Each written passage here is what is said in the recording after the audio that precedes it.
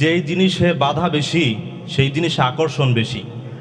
আল্লাহ সুবহানাহু ওয়া তাআলা আদমকে সৃষ্টি করার পর জান্নাত থেকে বলছিল ওই ফলের দিকে যাব না, গাছের দিকে যাব না, ফাতাকুনা মিনাজ জালিমিন, তাহলে জালেমদের অন্তর্ভুক্ত হবা।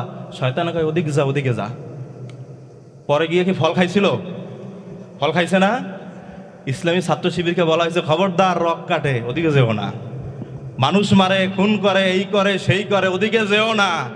দেখা গেল আজকে ৭১-এর পর থেকে ৭৭-এর পর থেকে ইসলামী ছাত্র শিবিরকে কাজ করতে অনেক সময় বাধা বিঘ্নতার শিকার হতে হয়েছে, কিন্তু বাংলাদেশ ইসলামী ছাত্র শিবির প্রত্যেকটা ঘরে ঘরে পৌঁছে গেছে। ঠিক কিনা বলেন? বাধা দিয়ে কি ছাত্র শিবিরকে বন্ধ করা সম্ভব? ইউরিদুনা লিউতফিউ নূরাল্লাহি বিআফওয়াহিম আল্লাহু মুতিম্মু নূরিহি ওয়ালাউ কারিহাল কাফিরুন।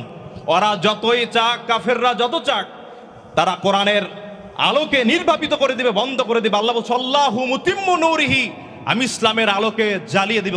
অতএব ইসলামী ছাত্র শিবিরকে বন্ধ করতে পারে না বিগত যারা ছিল তারা।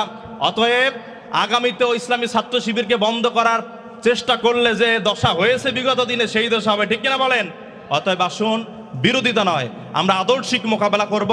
আল্লাহ সুবহানাহু ওয়া তাআলা আমাদেরকে আমল করার তৌফিক দান করুন।